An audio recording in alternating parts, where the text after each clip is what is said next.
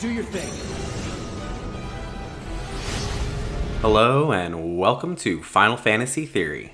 Today's theory, Ultimecia's Rinoa and the origin of Griever. This video was requested by two of my subscribers, Yontibio and Lionheart. I apologize if I said that incorrectly. These are two different theories, but basically revolve around each other, so I'm doing one video. I want to give a disclaimer. This theory already exists among fans and has been in circulation for some time. I'm kind of doing my own take and going through what I see as evidence in the game, but it's going to be very similar to the other theory that already exists out there. But I just wanted to say, officially, this is not an original theory by me. Final Fantasy VIII is no stranger to theories. Besides my own Ultimecia is the real winner theory, there are two common ones. Squall is dead, and Ultimecia is actually Rinoa. I'm focusing on the Ultimecia being Rinoa one, and then adding where I think Griever came from. Many will say there's no evidence, and that the creators have already debunked this myth, but honestly, I think they should have said yes to this one or the other. I mean, if Star Ocean 3 can just come out and say, hey, this is the last chronologically because the Star Ocean universe is inside a game, and ruin the drive to beat the others, then Square can admit that Squall is dead or that Rinoa is Ultimecia. Or my personal one that I created, Ultimecia actually won in the end. But that is a different story for a different video that you all can go see. As far as in-game evidence, there's actually a lot to kind of support this theory. Let's take a look at all the main reasons why and break them down. So for the first reason, in the video sequences, you can see that Rinoa and Ultimecia have a very clear resemblance. Their faces are nearly identical. Many chalk this up to the limitations of the tech, but given the different faces within the rest of the cast, I disagree. Ultimecia just looks a little older, and there are very obvious parallels with their wings, indicating a turn from pure white to evil black. Ultimecia's main goal is to compress time to a single moment where only she can live and rule forever. Rinoa tells Squall on the Ragnarok that she wishes to freeze time in a single moment so she can never be apart from everyone, specifically Squall. She also doesn't want to face her future as a feared sorceress. Ultimecia is labeled as the most powerful sorceress of all time. There are two possible reasons for this. In my other theory, Ultimecia simply has the power of every sorceress that ever lived. However, if Rinoa is Ultimecia, then it would still make sense that she is the strongest, since she has both Adele and Idia's powers. Both were powerful sorceresses, and now Rinoa has them combined. Going to my next reason, Rinoa has white wings as a sorceress, which I mentioned earlier. She is pure, innocent, and filled with hope and light. We can assume she faces stigma as a sorceress, especially from Esther, who hates sorceresses. I believe something happened between the present Rinoa and her future as Ultimecia that caused her heart to darken.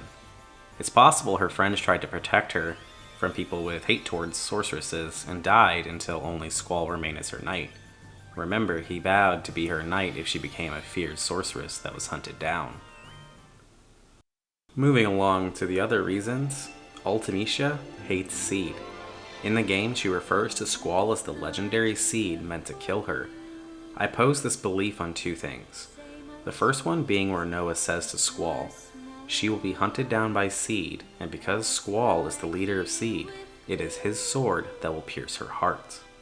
The other possible reason that Ultimecia despises Seed is that despite having forgotten all of her friends who died for her, the unconscious feelings of knowing that they died in the line of duty as Seed made her despise the very notion of them, because it took the ones she loved from her. Even if they were no longer acting as Seed when they died, in either case, those negative feelings would affect her personality even after the lost memories. The GF only take away the memories, not the effect of those memories.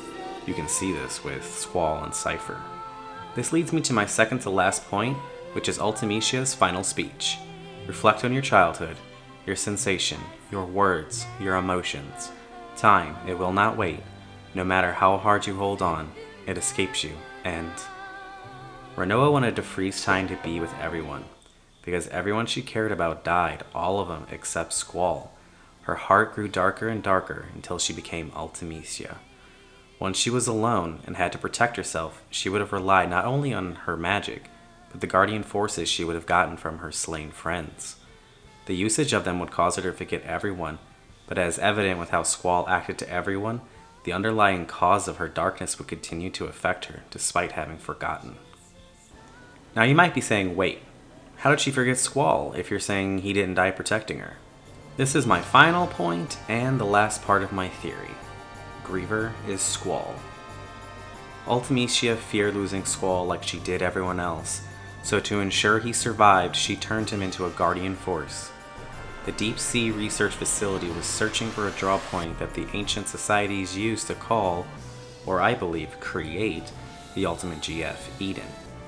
As a sorceress and descendant of the Final Fantasy VIII universe's god, Hein, it is likely she would have the power to do so. GFs are manifestations of energy controlled by paramagic.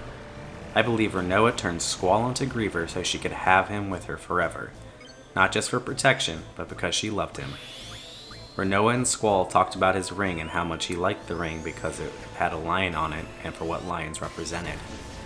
Rinoa believes Squall was like a lion, and it makes sense as to why Griever would take the form of a lion/man.